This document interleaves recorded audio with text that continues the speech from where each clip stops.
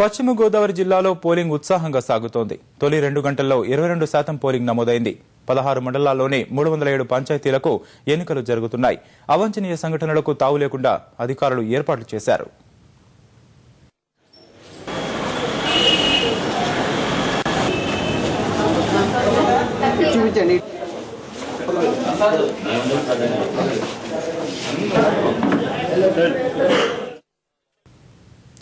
జిల్లాలో పోలింగ్ కు సంబంధించి మరింత సమాచారం మా ప్రతినిధి రవికృష్ణ అందిస్తారు.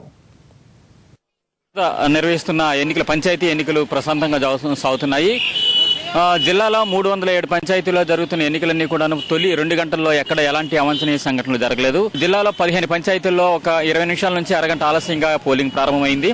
నారాయణపురం ఉంగుటూరు నియోజకవర్గం నారాయణపురం పంచాయతీలో 6-5 వార్డులకు సంబంధించి పోలింగ్ అరగంట ఆలస్యడంతో ఓటర్లు కొంతసేపు గందరగోళం సృష్టించారు. అదేవిధంగా సోమవారపాడు పంచాయతీలో పోలింగ్ కు సంబంధించిన గుర్తులు అచ్చు వేయడంలో కొంత తేడా కనిపించడంతో అభ్యర్థులు కొంత అభ్యంతరం చెప్పడంతో అక్కడ ఒక అరగంట సేపు పోలింగ్ ఆలస్యంగా ప్రారంభమైంది. అయితే తర్వాత అధికారులు సర్ది చెప్పడంతో ప్రశాంతంగా అక్కడ యథావిధిగా ఎన్నికలు సాగుతున్నాయి. తొలి 2 గంటల్లో అన్ని చోట్ల ప్రశాంతంగా సాగడంతో అధికారులంతా ఊపిరి పీల్చుకుంటున్నారు. కెమెరామెన్ రమణతో రవికృష్ణ, ఈటీవీ న్యూస్, పశ్చిమ గోదావరి జిల్లా.